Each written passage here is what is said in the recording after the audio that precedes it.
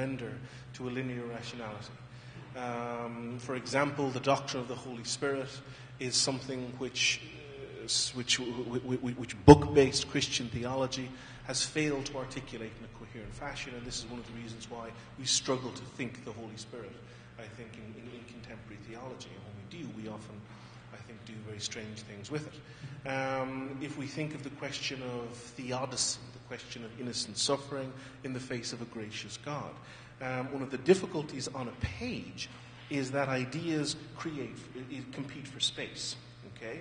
And they compete in time, and that you read sentence there, and that sentence, if it contradicts itself, it gets erased from your mind. And so you have a sentence there, and you say something different below, but they can't occupy the same space, okay? Now compare that to something like the Rex Tremendi in Mozart's Requiem. Okay, this is a moment in Mozart's Requiem where the choir shout out triumphantly, it seems at first, Rex, meaning king. And so you have a triumphant cry, king. But also, and at once, it's an anguished psalm-like rage against God. King, where are you when I am suffering like this? A Rex which evokes the Psalms. It's a plaintive cry. It's enraged. And so the one word, the one note, the one tone can simultaneously sing of anguish, can sing of hope, can sing of a plaintive cry. Okay? And so there's a semantic polyphony. That means there's a plurality of meaning instantaneously. And it can express something that a more linear, book-based Christian theology struggles to do. Now, the course that we were looking at was original sin. And the original sin course was looking essentially at the issue of human brokenness, human relationship to Christ, and how humanity could be transformed from the kind of humanity that gives us that which we know as human history towards something more hopeful. Now, these issues are so complex and nuanced that we've only ever been able to represent them in the arts. The book of Genesis, the story of stealing fruit from a tree in a garden, with people walking around naked and God walking around behind the bushes. This is an artistic representation. This is a literary attempt to express something which is perhaps inexpressible. The story of the book of Genesis, in fact, if you think about it, it tells us nothing extraordinary. Because what it tells us is that when we get old, we'll die. We have to work for a living. Childbirth is painful. And if we step on snakes' heads, they'll bite us. This is very, very dull.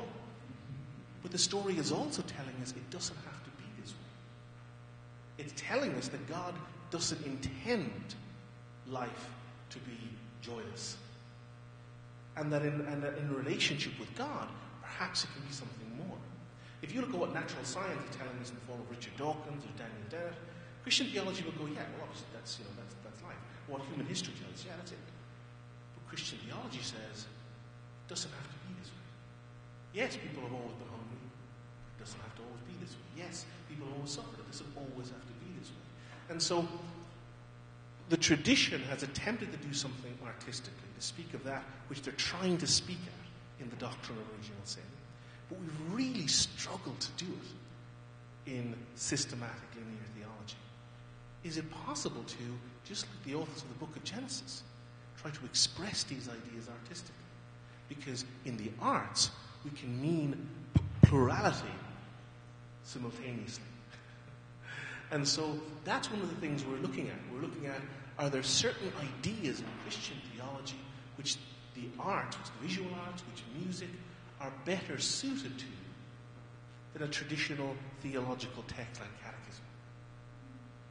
And that's what we looked at like in the course. And so I had students who were reading the tradition, who were thinking through these ideas, and then they would go and work with Regina and help get in touch with their own artistic capacities to try and produce a work of theology which could express the paradoxical, contradictory, oxymoronical essence of human nature.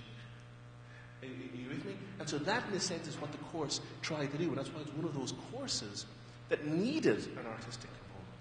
You stand up in the church today and you say the doctrine of original sin, or Augustine said, you'll be run out of the church. But is there something about the brokenness of the human condition, about our need for hope, which is in there, which we need to access and express? And if there is, perhaps we need to find other ways of unlocking this and letting it flow out. And so the visual arts are ways in which we sought to do that. And so that's what our students are working with. And I think if you go and have a ramble around the library, you'll see some really interesting attempts to articulate these issues. And I'm proud of a bunch of the students. I think they've all done really good, great work. And it's all thanks to Regina, who's a brilliant teacher. Sweet. Just can you hold it? Wow. Okay, dilemma. I'm going first. That's how I got everything done that I needed to get done. I just want to draw your attention to the painting because it's an illustration of what David's talking about in terms of multiple layers of meaning. And so, it doesn't dictate to you what you would think. Like, for example, you look at a work that is pretty much it's got some representational figure-like things, but so what is it? So people want to know maybe what does it mean? I don't know what it means. But I will tell you its title. First of all, you're looking at it and you don't know anything about it. And then I will tell you it's called Walking Away. Now you might notice that the figures seem like they're walking away from you, and perhaps you didn't recognize that before. Or maybe you think they're walking away from whatever it is towards you. Doesn't matter to me. What does matter to me when I'm doing this, because I'm interested in mosaics right now, if you look up close, there are torn pages of the Bible at the bottom, and I just ripped out violently, getting out my angst, and collaged in there. And then at the top, you have sort of this raining down of other pieces of text of the Bible, cut into deliberate little mosaic shapes.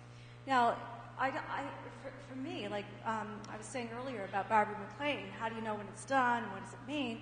It doesn't really need to mean a thing, but this is an expression of my struggle with the literalism of the text. I struggle with that all the time. It's words on the page. What are you going to do with that? And so, this is the way I handle it. And I'm going to give it to the board person. My question. This is just a very practical question. How much money came from the foundation to fund this? How much money did it take?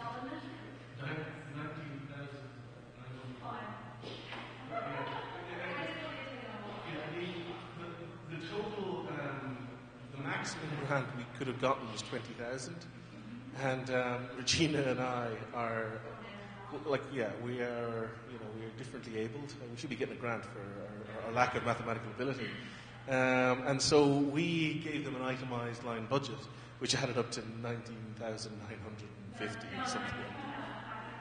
We missed out $500. Oh my God! Purely on the grounds of our poor man. Yeah.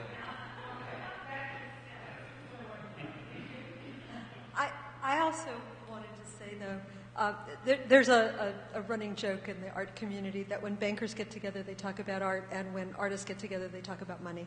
So David was very poetic, and I'm going to be very crass and enter this conversation about money. We couldn't have done it at Wesley without the help of the Luce Foundation. We got 3 grants, each for 3 years. So over the course of 9 years, our program was funded by the Luce Foundation. It didn't. Some of it came out of running funds from the seminary, but most of it came from the Luce Foundation and from the Arts Annual Fund.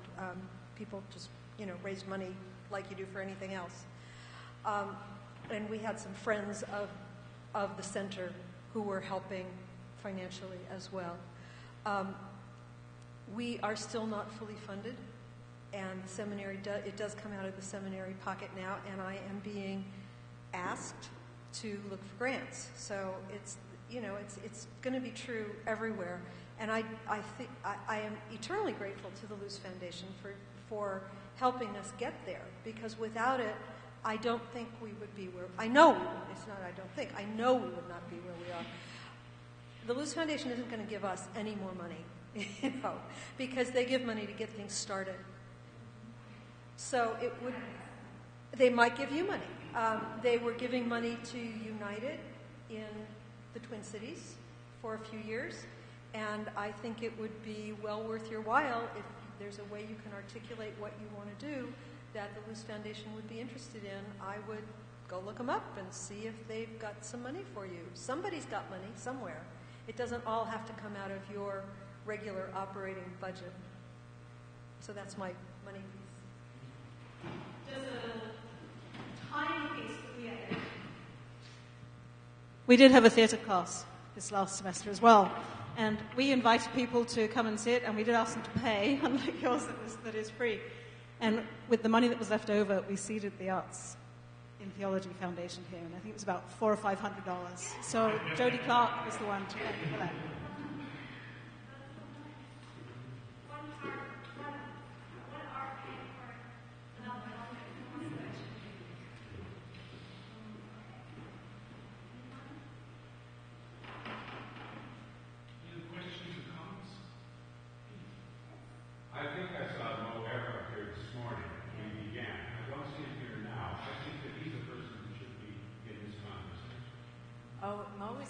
Conversation all the time. Mo is another person who hides when he sees me coming. But he's great. Mo has been great, and Dawn as well in helping. But they're pretty stretched with what they can do. And I wonder. I don't know anything about where some of the funding sources come from for the school. The hardest thing here has been trying to figure out, and I still don't know, who has the power. I would go to Eric, our president, and say, well, you must have the power. No, board has the power. So I attack people on the board and say, no, president has the power. I don't know who has the power. So maybe they just don't want me to know. But yeah, Mo has been working on this, but again, it's finding places to do it, and it isn't a real priority for anyone. Joyce Thompson, I thought, would be here today. She's tied up at the library, not literally, I hope. But she's been really instrumental in getting this off the ground, because a lot of it came out of the library fund, and she could only stretch that so far, and I think it kind of broke at this point. So, we've been sort of pulling bits and pieces to pay the meager amounts to print brochures, we don't pay artist fees. My dream was that we become a gallery like St. Mary's University Gallery, so that we could have artists and professional artists to expose the students to a high caliber of artwork and support those artists by paying the appropriate artist fees as outlined by Canadian Artist Representation. That was my dream. And Mo shared that. He wants us to be able to pay artists too. But we can't even pay someone to organize the program yet. So, and the artists that we used, again, most of them were people that I knew, contacts that I had, who a lot of artists will show their work, whether it's they're paid for it or not.